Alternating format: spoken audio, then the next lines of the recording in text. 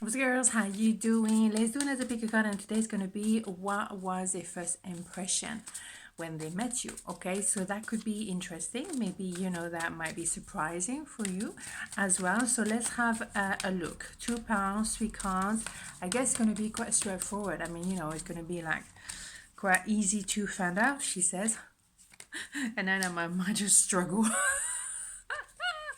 Okay, one, two, one, two. Okay, pile number one, what was their first impression of you? Six of Cups, the Devil, the Star. Wow, interesting. Well, when they met you, they were in a state of mind where they had nostalgia of finding the pure love, that special someone that really kind of tickled the boxes. They were hoping that one day it could happen. They were not really feeling it, but they were hoping, and there was a, je ne sais quoi, as we say. And then when they met you, boom, oof, powerful. A lot of electricity, I would say, a lot of chemistry, a lot of vavavoom, and yes, definitely a lot of attraction, big time, and almost becoming an obsession. Like they couldn't stop thinking about you, leaving the moment because it was intense, and they couldn't stop obsessing. Absolutely not. So the thing is, both of you, I think, you tick all the boxes for each other. And so, you can see very clearly, or you could see very clearly straight away the path, knowing, okay, this is where this is going to go, because this is it. This is that person I was hoping to meet one day. The person I had nostalgia about, even though I didn't know that person.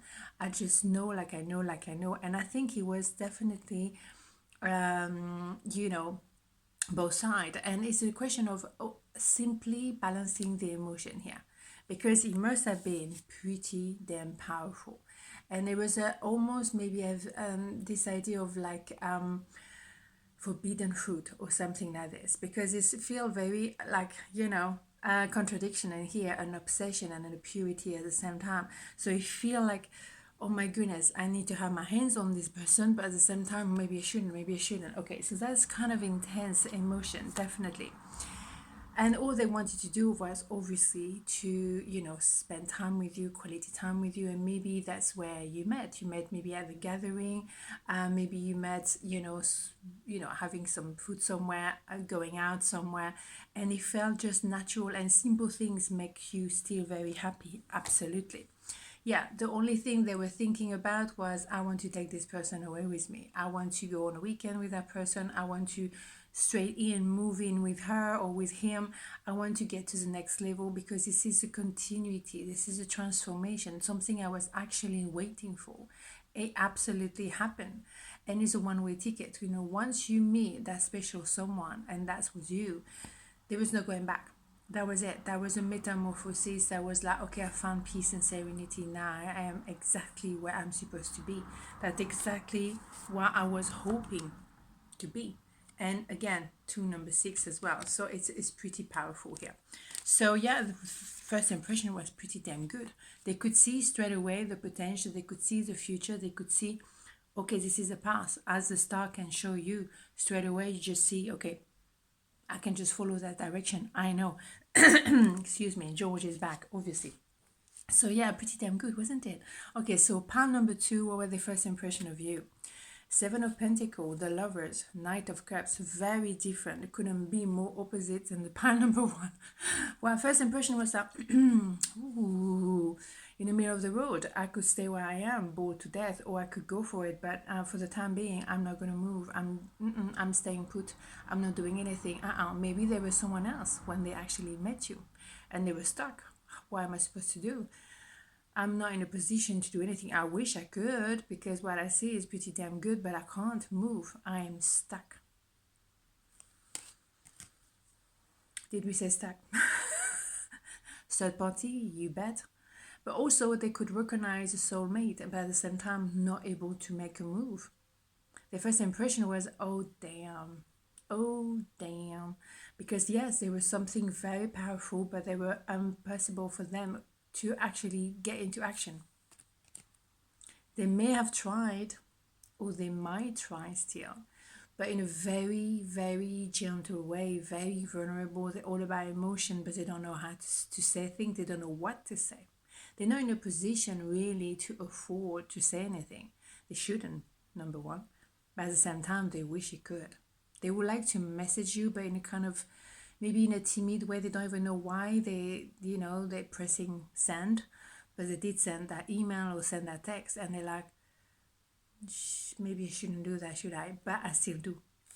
There is a messenger, there is something moving forward, no matter what, even though they kind of like, shouldn't do that.